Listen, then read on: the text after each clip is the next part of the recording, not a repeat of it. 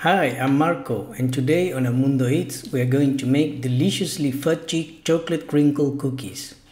We will start by melting the semi-sweet chocolate. I will melt it in the microwave, but you can use the double boiler method also. I'm using a bar of semi-sweet chocolate that has 55% cacao. Once the chocolate is melted like this, I'm going to let it cool a bit while I continue with the rest of the ingredients. On a sifter, I'm going to add all-purpose flour, cacao powder, I'm using the Dutch process one, salt and baking powder. I like to pass these ingredients through a sifter, especially for the cacao powder, because as you can see there are bigger pieces that if you press through the sifter, they will all be small and even. Then I mix everything well and let it aside while I continue with the rest of the ingredients. Now on another bowl I'm going to use softened butter. As you can see, it needs to be pretty soft. Brown sugar, white sugar, and then I'm going to whisk this until I get a pale cream.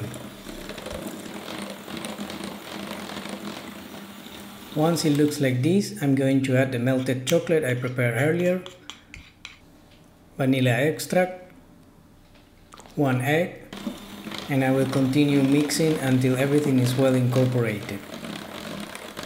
Then I add another egg, and when everything is well incorporated, I'm going to add the dry ingredients.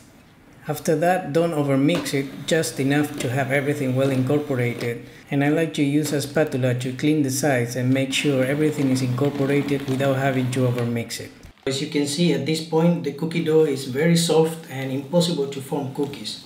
So I'm going to take it to the fridge to chill for a while and then we continue. I let my dough chill in the fridge overnight, but you should at least leave it for 3 hours. Then I preheat the oven at 350 Fahrenheit or 175 Celsius. And with the help of an ice cream scoop, you can see how much easier it is now that the dough is cold to form the cookies. I roll them between my hands and then I put them over powdered sugar. Make sure to cover them well with powdered sugar. Then I put them on a tray with parchment paper and leave a space between them because they will spread. I bake them for around 10 minutes, but keep an eye on them and don't overbake them.